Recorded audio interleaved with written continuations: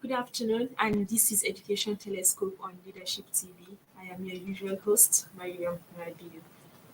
On today's edition, we'll be discussing Nigeria's next President Education Challenge, but that will be in the second segment. In the first segment, we'll be talking about some news articles concerning education. In the second segment, an in-house analyst, Henriette Hemba, will be joining me to discuss that topic. But for now, here are the news.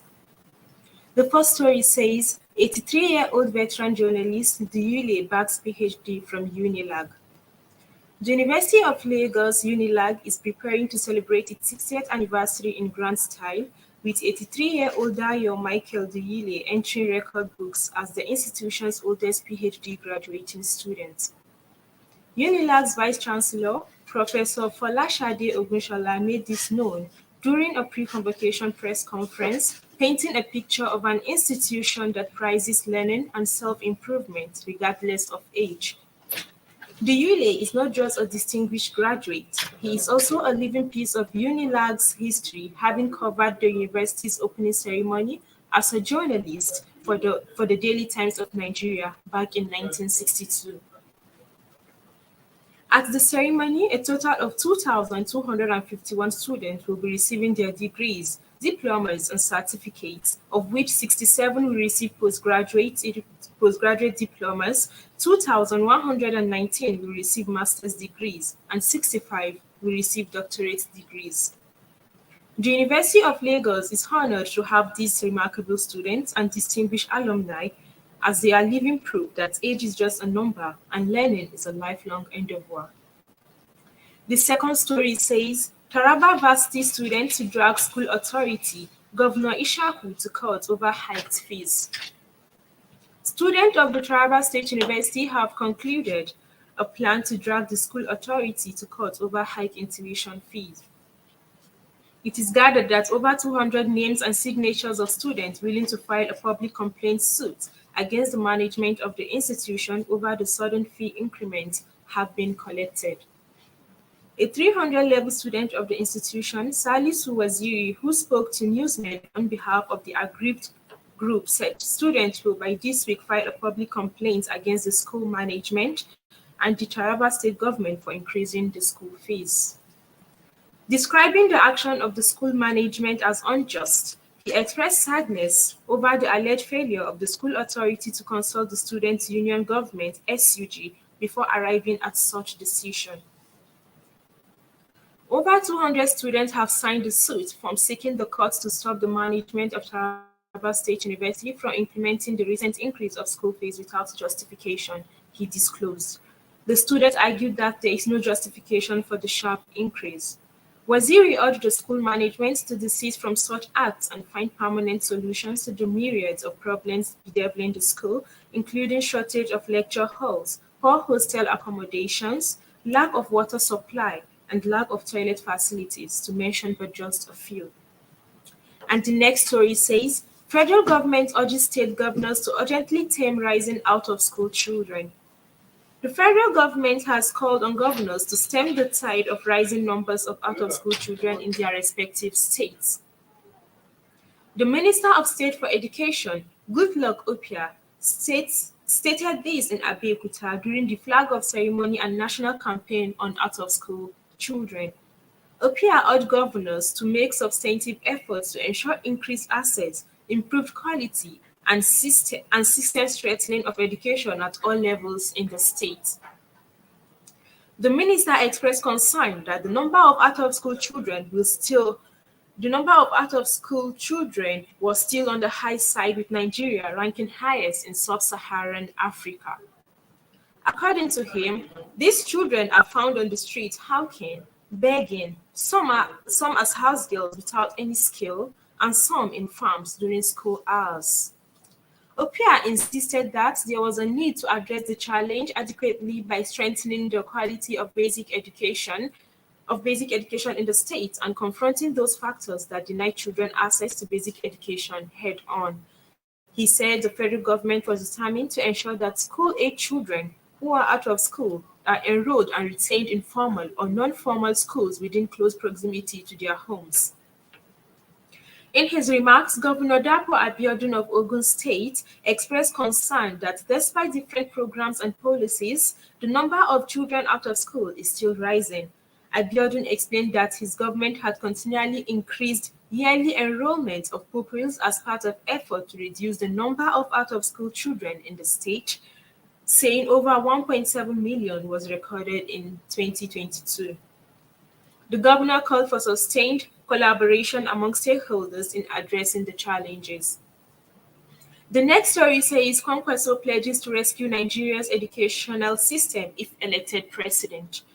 Presidential candidate of New Nigerian People's Party, NNPP, Rabiu Kwankwaso has pledged to rescue Nigeria's education sector from collapse and save the country from insecurity and economic problems if elected the next president of Nigeria. During the party's rally at the Ahmadu Bello Stadium at the weekend, Kwankwaso lamented the poor leadership that has led to the country's socio-economic woes.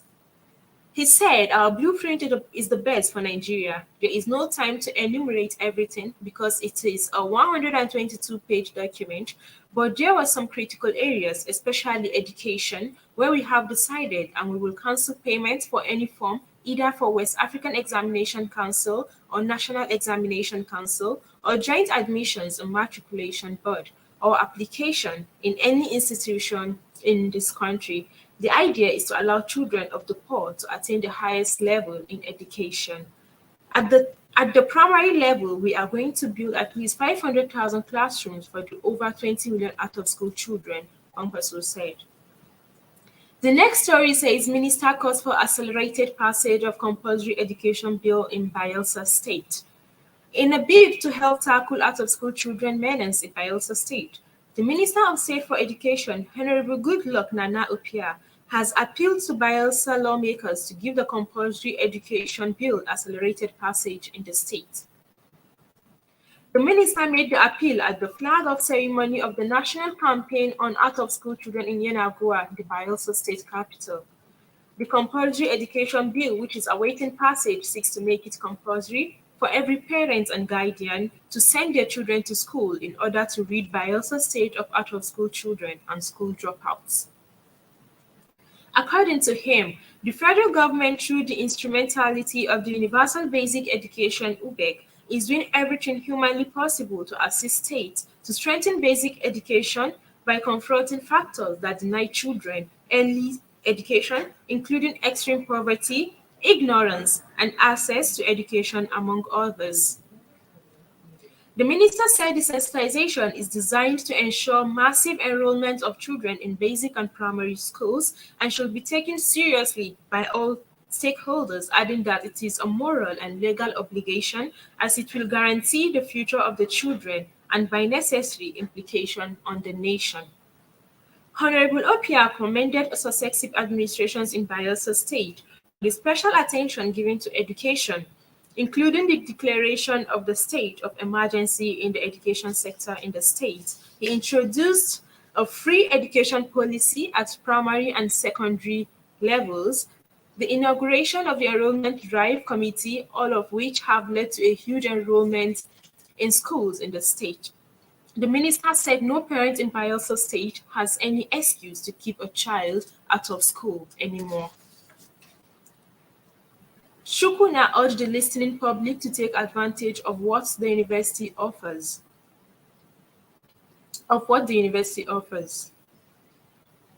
The next story says girls' education key to ending poverty, Boris Johnson.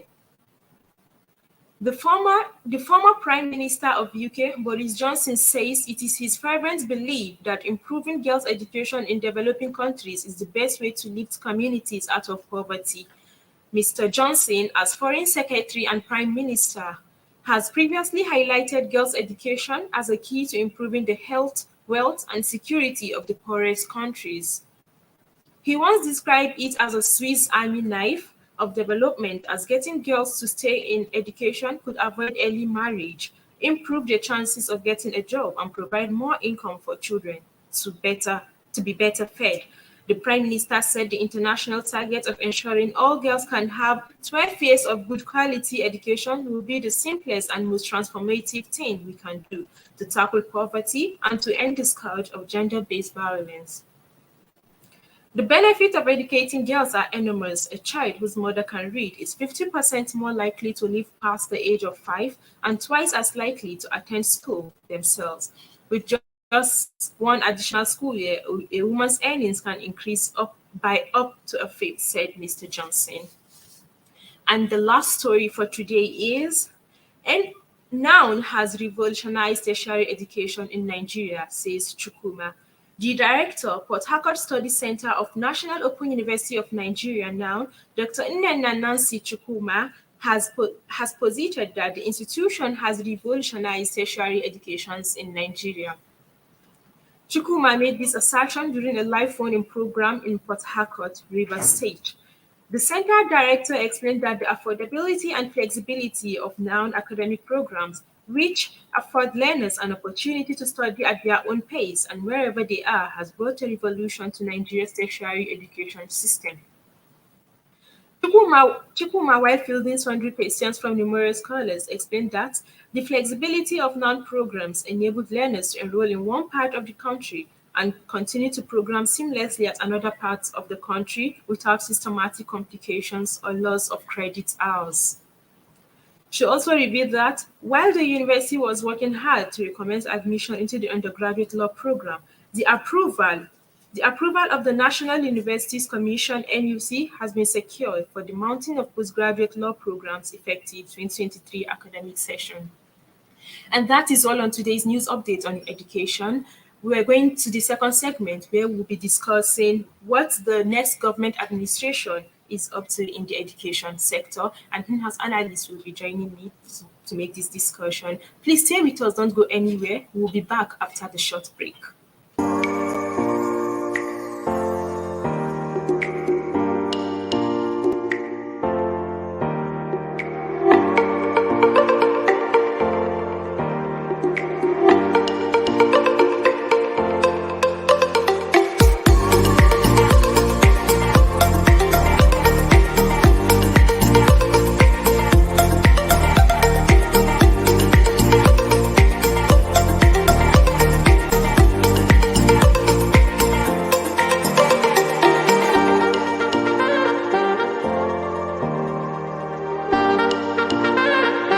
For sponsorship and advert placements, please contact 080-3688-6158. Last Word Leadership Podcast Studio. You have the last word.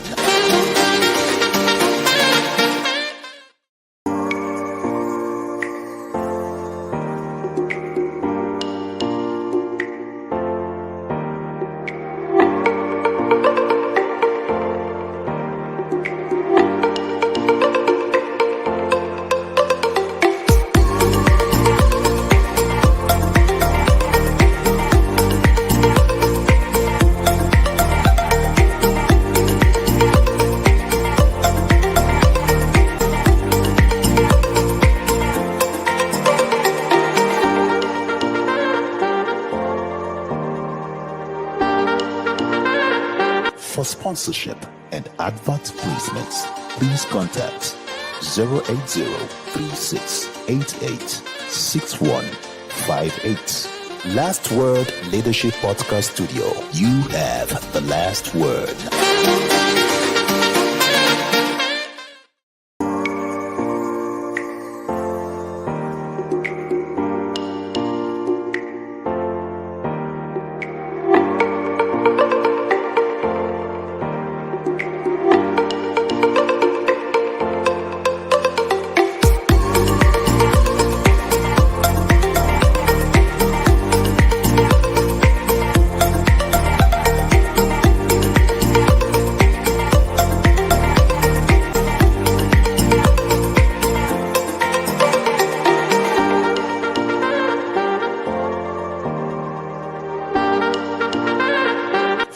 sponsorship and advert placements, please contact 080-3688-6158. Last Word Leadership Podcast Studio. You have the last word.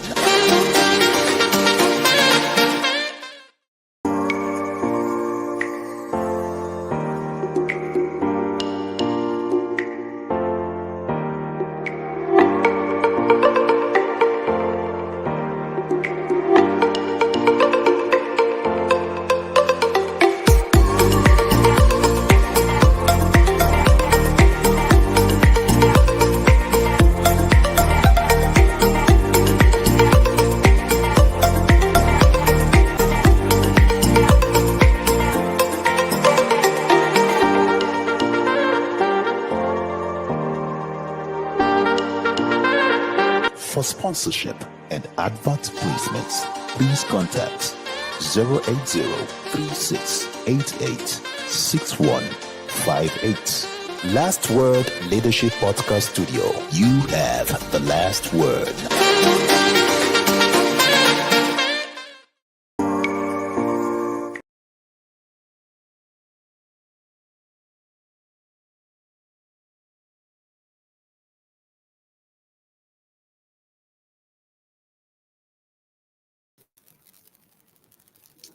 Welcome back and thank you for staying tuned. If you are just joining us, this is Education Telescope on Leadership TV, and I am your host, Mariam Radiu. And with me here is an in-house analyst, Henry Tiohemba. Thank you, Mariam. Thank you. As I said earlier, today we'll be discussing the agenda of the next administration in the education sector. Now let me focus on Henry. Henry, thank you for coming to the studio today again. Thank you once again. So now that a new administration is set to take off, what do you think is the area of focus? What area are they supposed to focus to tackle any educational problem we have in the country? Thank you for that question. Let me start by saying that whoever wins the February 25th, 2023 presidential election is going to bear in mind that he is going to take over a country that is already in crisis. And the education sector is one of the sectors in the country that have that are currently facing the challenges. And I think the person who is going to take over the mantle of leadership of this country by next month should bear in mind in all those things. And I think the next administration should consider the agenda that the next administration should consider in the education sector is to make the education system in the country once again one of the best in the world, given the fact that the sector has suffered neglect and so many other crises in the past administration. Talking about the current administration, when they came to power in 2015, I think there were a lot of expectation that the education sector would regain confidence and boast to become one of the best in the sector. But it's unfortunate that few days to go, the current administration has not been able to fulfill even up to 50% of what they promised when they took over in power. When President Muhammadu Buhari took over in 2015, the APC administration promised Nigerians that it's going to reshape the education sector and make it one of the best in the world by making incentive for teachers. Buhari also promised to make provision for allowances for and students studying educational courses in tertiary institution, and also monthly allowances for those studying education and automatic job employment for those studying education courses. And he also promised to make automatic job employment for corps members.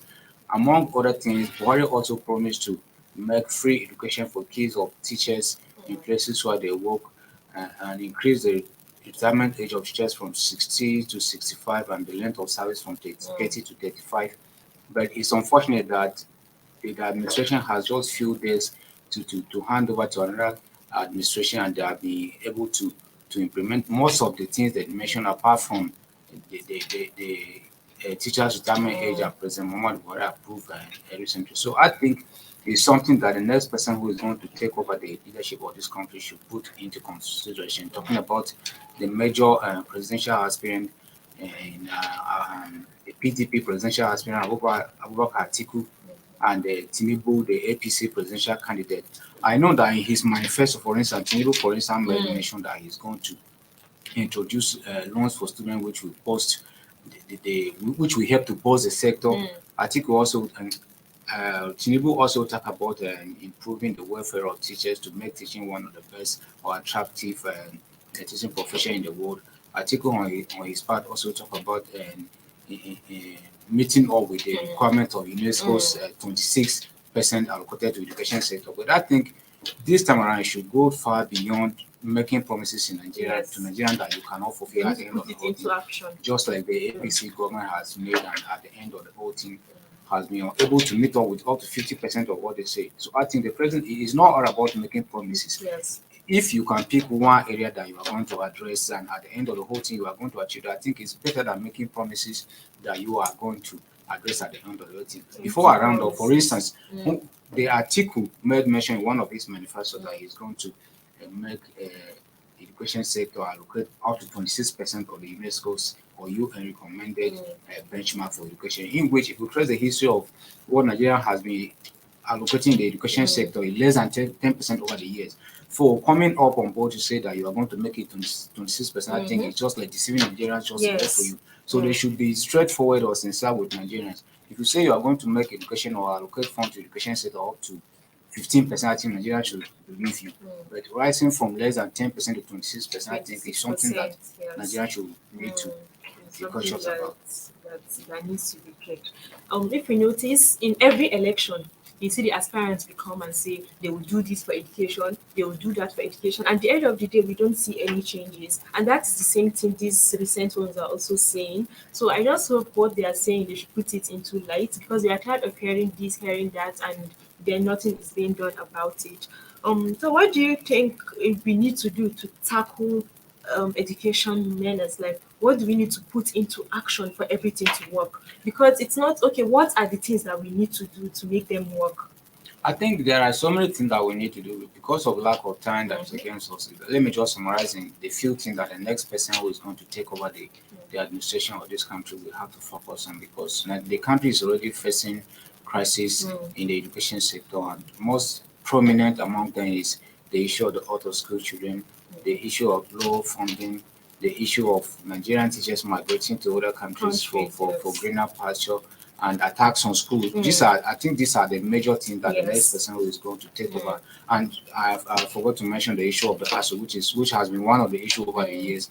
So I think these four issues that I have raised here are the issues that anybody who is going to take over the mantle of leadership of this country in the next administration will have to lay focus, especially the issue of out of school children and the issue of Nigerian teachers migrating to foreign countries for greener pasture. It seems to be an issue that is not serious, but it's a serious one to me, because you cannot talk about making the standard of education in any country better when you fail to recognize the importance of teachers in any country.